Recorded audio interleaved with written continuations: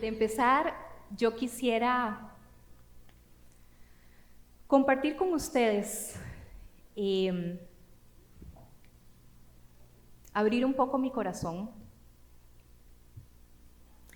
Esta serie de prédicas, el Señor la puso en mi corazón desde abril del año pasado. Y por ahí está Abdi de testigo, que la he puesto y la he quitado del calendario de series de prédicas como 3 veces, 4 veces a lo largo de estos meses. Porque Dios la puso en mi corazón, pero cada vez que yo la ponía en el calendario yo sentía, no, todavía no es el momento del Señor para esto. Y durante todos estos meses he estado orando al respecto, he estado leyendo, he estado intentando entrar en la presencia del Señor y aprender y prepararme. Yo creo que ha sido de las series que más he podido masticar. No les digo que vaya a ser espectacular, pero he hecho mi esfuerzo. Y hace unos mesecitos sí sentí paz de que ya este era el momento de compartir esto que Dios había estado poniendo en mi corazón. Así es que quisiera que oráramos un momentito para poner no solo este ratito en manos del Señor, sino también toda esta serie. Amén. Señor, yo te quiero dar gracias por tu presencia aquí en medio nuestro. Gracias porque esta celebración ha sido tan llena de tu presencia, Señor. Te quiero pedir que te quedes aquí con nosotros, que podamos, Señor, abrir nuestro corazón y recibir lo que tenés para nosotros, no solo hoy, sino durante todo este mes. Que tu Espíritu Santo hable a nuestro corazón, Señor, y que vos dejes ahí grabado en nuestro corazón y en nuestra mente lo que querés que sea duradero en nuestra vida. ¿Qué pasaría si les cuento que hay una virtud a la cual todos nosotros tenemos acceso, todos la podríamos tener, y que es esencialmente la llave para la felicidad pura, para tener felicidad pura en nuestra vida? Esta virtud desata el propósito de nuestra vida. Y no solo eso, atrae la presencia de nosotros. Esta virtud es clave para tener un carácter noble, para tener sabiduría, para tener inteligencia. Es el fundamento de toda la felicidad. Y también es la virtud que puede hacer que algún día, cuando nosotros ya no estemos, hayamos dejado una huella verdaderamente agradable en este mundo. No estoy intentando venderles nada. No es que haya descubierto el agua tibia ni la pomada canaria. Pero esta virtud, estas características, fueron escritas quizás por uno de los hombres más sabios de la historia. Y no solo eso, sino que él las escribió inspirado por Dios. Así que podemos creer que es verdad, ¿cierto? Curiosamente, Salomón, el hombre del que les hablo, hacia el final de su vida se apartó de esta maravillosa virtud y dejó de tener esa felicidad pura. Si recordamos un poquitito la historia de vida de Salomón, él creció y durante su niñez fue enseñado a vivir dentro de esta virtud. Fácilmente logró tener liderazgo y llegó a reinar sobre millones de personas. Tenía un carácter noble. Las personas podían confiar en él. Después de su famosísima petición al Señor, tuvo una sabiduría impresionante. Dice Primera de Reyes 4, 32 al 33, que compuso 3,000 proverbios y 5,000 canciones, Disertó acerca de las plantas, desde el cedro del Líbano hasta el hisopo que crece en los muros. También enseñó acerca de las bestias y las aves, los reptiles y los peces.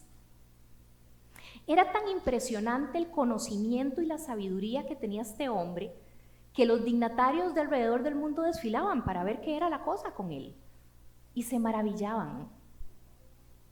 Una vez, cierta reina llegó a visitarle y después de conocerlo dijo: no podía creer nada de eso hasta que vine y lo vi con mis propios ojos. En realidad no me habían contado ni siquiera la mitad. Tanto en sabiduría como en riqueza superas todo lo que había oído decir. Dichosos tus súbditos, dichosos estos servidores tuyos que constantemente están en tu presencia bebiendo de tu sabiduría.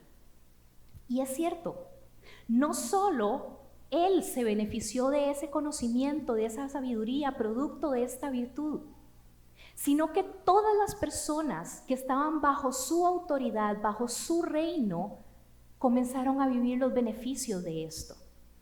Durante el reinado de Salomón podríamos decir que Israel vivió su época de oro.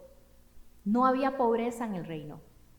Cada familia, dice la palabra del Señor, que tenía su casa y eran dueños de su tierra y vivían felices con suficiente comida y bebida. Podríamos decir que esta época fue la época en la que Israel vivió de una manera personal el shalom del Señor. Ese bienestar integral que describe la palabra del Señor. Sin embargo, con el pasar de los años, Salomón se alejó de esta virtud. Se creyó sabio en sus propias fuerzas. Perdió el camino. Y eventualmente podemos ver que se convirtió en un hombre amargado, cínico. Para él, la vida se volvió algo sin sentido, todo era vanidad, y hasta llegó a expresar que era mejor el día en que uno se moría que el día que uno nacía, y hasta escribió un libro al respecto. Y lastimosamente, cuando él comenzó a tomar ese camino, todas las personas que estaban bajo su autoridad también comenzaron a tomar ese camino. Para nuestra esperanza, eventualmente él regresó al buen camino y a esta virtud. Y en los últimos capítulos de Eclesiastés podemos ver cómo él repite una y otra vez: recordemos a nuestro Creador.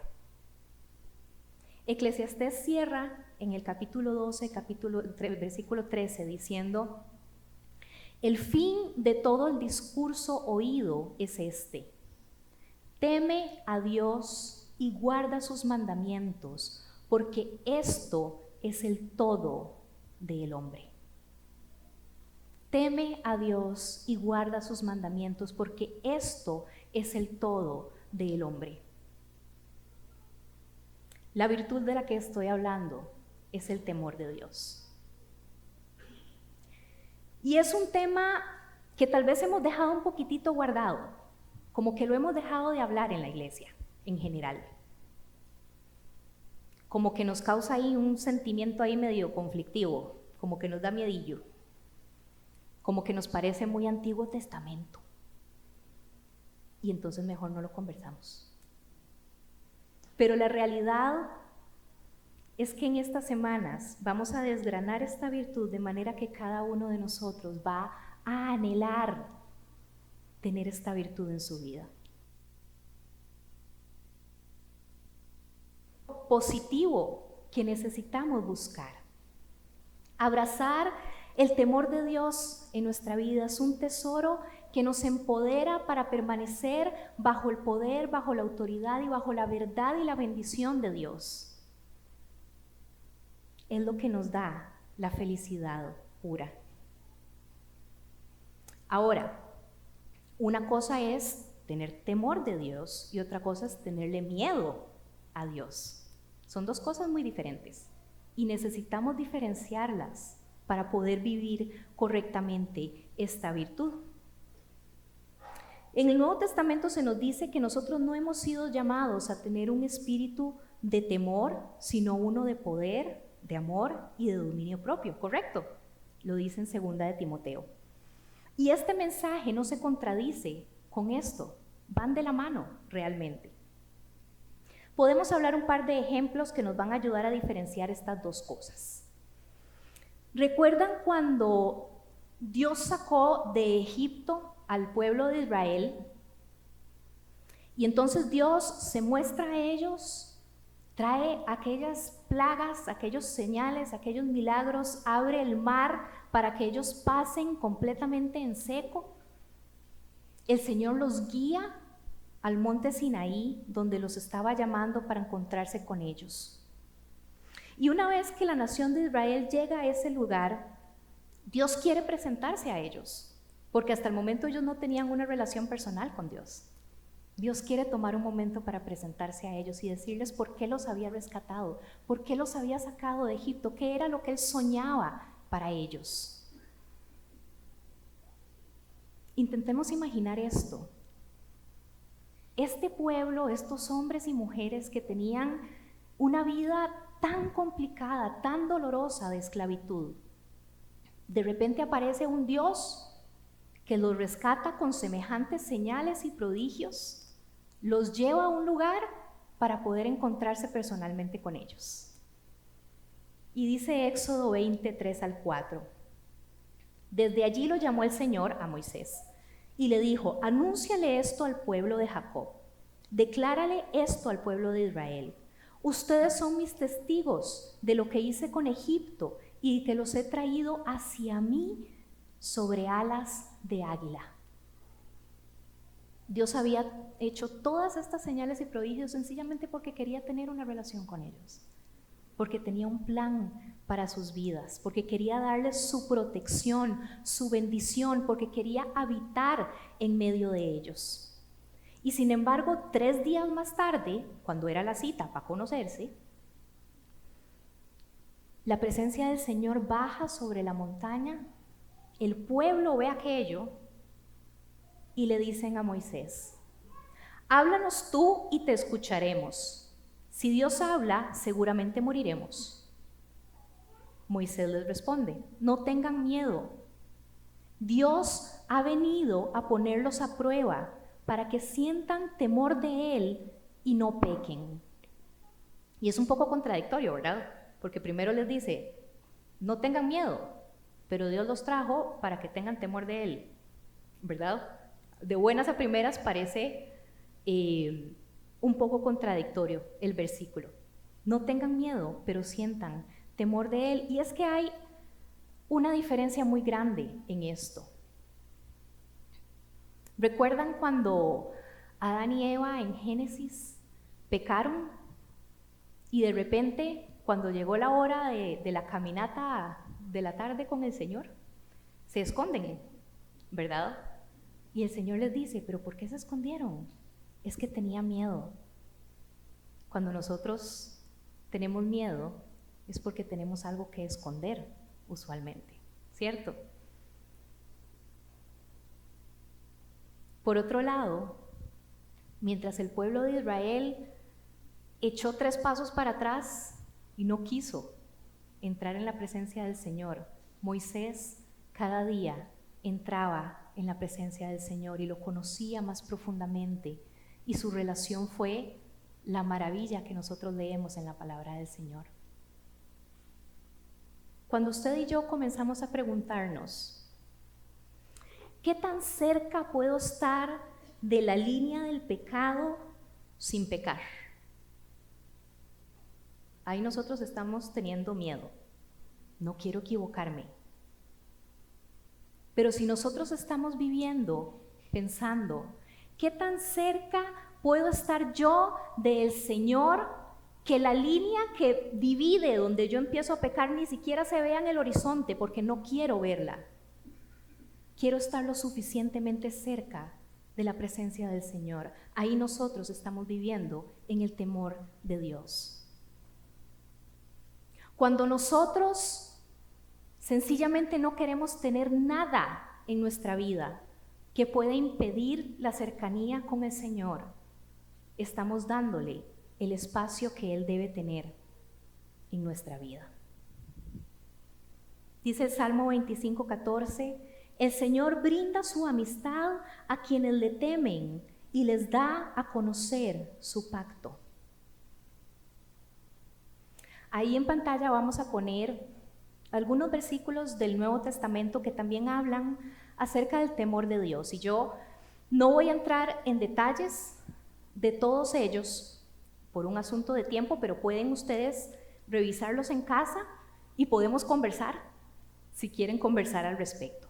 Pero sí quiero detenerme un poco en el último, en Hebreos 12. Voy a leer Hebreos 12, 28 y 29. Dice así: puesto que nosotros estamos recibiendo un reino inconmovible, seamos agradecidos. Inspirados por esta gratitud, adoremos a Dios como a Él le agrada, con temor reverente, porque nuestro Dios es fuego consumidor. El idioma original de este pasaje es el griego, y me gustaría que exploremos un poquitito esas dos palabras. Temor reverente. En cuanto a reverencia, esa es la palabrita en griego, y se puede traducir como honor, dignidad, consideración, respeto, reverencia, majestad. Y la que se usa para temor se puede traducir como atención cuidadosa. Pero me encanta una definición que encontré y quiero compartirla con ustedes. Y me encantaría que nos agarremos de esta definición para vivirla verdaderamente. Dice así: alude al tipo de relación que mantenemos con las cosas o las personas, permitiendo que éstas muestren todo su esplendor y en toda la gloria que les es inherente. Alude al tipo de relación que mantenemos con las cosas o las personas, permitiendo que éstas se muestren con todo su esplendor y en toda la gloria que les es inherente. ¿Ustedes se imaginan que Dios pueda empezar a mostrarse a cada uno de nosotros en todo su esplendor y con toda la gloria que le es inherente? Yo no sé a ustedes, pero a mí eso me emocionó muchísimo. Donde se reverencia la palabra del Señor y su presencia y quién es Él, su presencia se va a manifestar. Él responde. Y donde está la presencia del Señor, definitivamente la atmósfera cambia. Las vidas son transformadas constantemente en su presencia. ¿Cómo podemos nosotros empezar a vivir esto?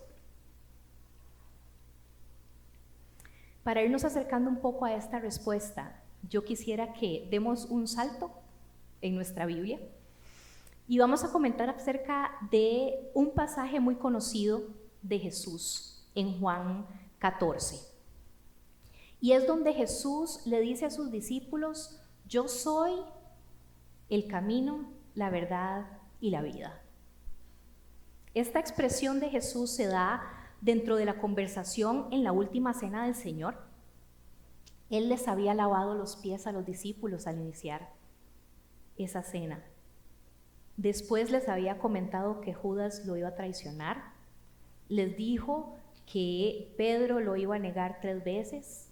Les dice que pronto se iba a ir. Y toda esta información hace que comiencen a surgir preguntas en los discípulos. Lógicamente, a uno le dan tanta información de un solo y, ¿verdad? Empiezan las preguntas a surgir. Pero ¿para dónde vas? ¿Cómo vamos a llegar si no nos estás dando la dirección? ¿Cómo? ¿Que Judas? Pero Judas, si lo hemos conocido por tanto tiempo, ¿cómo está pasando todo esto? Y dice Juan 14, versículo 3, a partir del versículo 3. Y si me fuere y os preparare lugar, vendré otra vez y os tomaré a mí mismo, para que donde yo estoy, vosotros también estéis. Y sabéis a dónde voy, y sabéis el camino. Le dijo Tomás: Señor, no sabemos a dónde vas. ¿Cómo pues podemos saber el camino? Jesús le dijo: yo soy el camino, la verdad y la vida. Nadie viene al Padre sino por mí. Y al decir esta frase, Jesús no solo está señalando que Él es la manera de vivir esta vida a plenitud, sino que Él es la única manera que existe de verdaderamente vivir, de conocer al Padre Celestial y de llegar a nuestro destino eterno. Y tal vez si desgranamos un poquitito cada uno de estos elementos en su expresión. En primer lugar, Jesús dice: yo soy el camino. Yo creo que es un deseo muy común del ser humano el querer saber para dónde va, ¿verdad? Actualmente, con las facilidades que tenemos, cuando tenemos un recorrido largo que hacer o medio desconocido, nos montamos al carro, ponemos el GPS, ¿verdad? Vemos cuáles son las rutas, cuál es la mejor, hasta sabemos cuánto vamos a durar en llegar, ¿verdad? Y tenemos todos esos detalles. Era algo así estaba pidiendo Tomás, se adelantó a su época. Pero Jesús nos deja ver a nosotros y a ellos en ese momento que nosotros no vamos a tener esa información necesariamente. Él no nos va a dar todos los detalles, pero sí nos dice que conocerlo a Él y caminar de su mano es lo que nos va a llevar a donde nosotros debemos de ir. Que dejar que Jesús sea el que determine para dónde vamos, cómo vamos, cuándo vamos y cuándo llegamos es la mejor fórmula para transitar esta vida que estamos teniendo.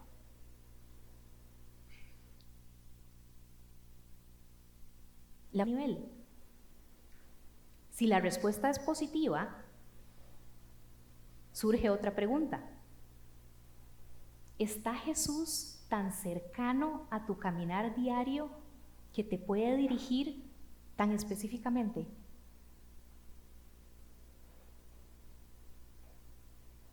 Jesús dice: yo soy la verdad. Y a lo largo de la historia, el tema de la verdad, rumores, de todo. Pero todas estas situaciones surgen cuando hemos sido nosotros, los seres humanos, los que hemos querido determinar qué es la verdad. Hoy en día, la búsqueda de la verdad se ha transformado, se ha personalizado. Pero yo creo que esa búsqueda tan desesperada que a lo largo de la historia el ser humano ha tenido por la verdad, nada más muestra la gran necesidad que tenemos nosotros de tener una verdad a la cual aferrarnos, algo sólido, algo permanente, algo confiable. Y sí, yo creo que necesitamos tener conversaciones abiertas y profundas con respecto a este tema. No solo entre nosotros, sino con las personas que todavía están buscando qué es esa verdad. Pero en este pasaje el Señor Jesús nos dice: yo soy la verdad. Creo que con el tiempo el pueblo cristiano ha dejado de lado el respeto que se merece la palabra del Señor. Hemos dejado de tener esa sed de alimentarnos de la palabra del Señor de tapa a tapa. Y de repente la verdad se ha convertido como en el agua que va por un río y se va moldeando dependiendo de dónde esté. Y sube y baja y se hace más angosta y se hace más ancha y se va amoldando al terreno sobre el cual está caminando. Pero la verdad no es un río. Jesús dijo, yo soy la verdad, inmutable, eterno, perfecto. ¿Recuerdan lo que comentamos al inicio de Salomón?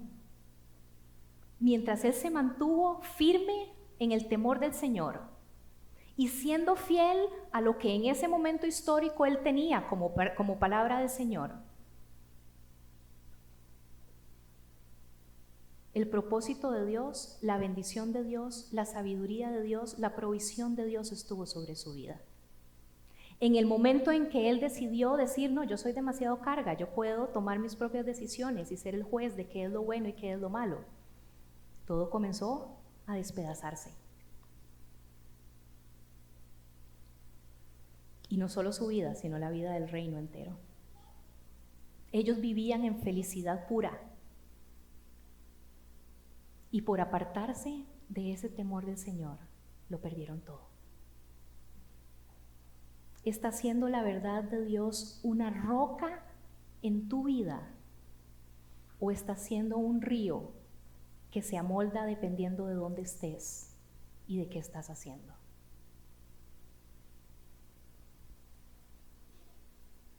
Jesús dice, yo soy la vida. En Juan 10:10-11, Jesús dice, el ladrón no viene más que a robar, matar y destruir. Yo he venido para que tengan vida y la tengan en abundancia. Yo soy el buen pastor y el buen pastor da su vida por sus ovejas. Y aquí él no solo está diciendo qué tipo de vida nos quiere dar, sino también estaba ya mostrando que él literalmente iba a dar su vida por cada una de sus ovejas. La vida en abundancia, la vida satisfactoria, plena, esa felicidad pura, solamente la vamos a encontrar en la vida que nuestro Creador planificó para cada uno de nosotros, no en la vida que nosotros queramos definir para cada uno de nosotros, no en los estándares que nosotros queramos imponer. Y esto no quiere decir que no vayamos a tener dificultades o momentos de tristeza. Sí los vamos a tener porque seguimos viviendo en un mundo quebrantado. Nosotros mismos estamos lejos de la perfección. Algunos creen que están más cerca, pero no. Lo siento. Pero mientras nuestra vida, con sus sube y bajas, esté escondida dentro de este globo del temor al Señor, yo les puedo asegurar que aunque cometamos errores o haya gente que cometa errores que nos afecten, nuestra vida va a tener felicidad pura. Vamos a vivir en una vida de abundancia, como nos señala Jesús. Y si nosotros tomamos estos tres elementos como punto de partida para acercarnos a tener esta virtud, cada uno de nosotros, vivir en ese temor de Dios, anhelándolo a Él, asombrados de quién es Él, vamos a vivir cada día la sobrenaturalidad de su poder. Pero esto requiere un paso más. Y con esto quiero ir cerrando. Creo que nosotros hemos tomado demasiado ampliamente la familiaridad con el Señor. La hemos llevado demasiado lejos. De repente Él en nuestra vida es una opción más. De repente nuestro tiempo a solas con Él es dispensable. Se acopla ahí a la agenda. De repente nuestra adoración a Él se da solo aquí, si es que llegamos a tiempo. Saben, yo he tenido conversaciones muy curiosas con alguna gente, especialmente con una persona. que me dice, Mónica, pero es que ¿por qué vos no estás en el lobby saludando a la gente? Y la pastora de la iglesia tiene que darle la bienvenida a la gente, saludarlos, conocerlos, y sí, sépanlo, a mí me encanta saludarlos a todos ustedes, comentar un poquitito ahí en el lobby, ver cómo están, conocerlos si es que es la primera vez que vienen. Me encanta eso, pero eso yo lo hago antes de las 10. Ustedes podrán ver que usualmente a las 10 en punto yo bajo y me podrán ver ahí. Porque lo más importante que pasa en este lugar, por más que los ame ustedes, mis queridísimos hermanos, no es saludarnos. Lo más importante es que vinimos a adorar a nuestro Señor. Y desde la primer nota que toquen los músicos, yo quiero estar aquí lista para entrar en la presencia de mi Señor y honrarlo. Y quisiera invitarlos a ustedes a hacer lo mismo. Lleguemos a las 9:30. Nos tomamos el café, conversamos y bajamos y empezamos a las 10. O conversamos al final. Todo bien. ¿Qué es la prioridad que le estamos dando a la presencia del Señor en nuestra vida? Yo hoy quisiera hacerles esta invitación. Que tomemos tiempo y meditemos en qué áreas de nuestra vida o cuáles acciones estamos tomando nosotros que no están reverenciando a Dios. ¿Dónde o cómo Él no está siendo lo más importante en nuestra vida? Como dije anteriormente, el temor de Dios cambia atmósferas, cultiva ambientes en los cuales el poder del Espíritu Santo puede cambiar radicalmente nuestra vida. Y tal vez este panorama a algunos nos haga sentir un poquitillo incómodos y digamos, híjole, como que me estoy quedando corto, ¿ahora con qué cara llego? A mí me pasa a veces con el Señor, uno entra como así. Pero cuando estaba pensando en esto, el Señor traía a mi mente la imagen del papá en la historia del hijo pródigo.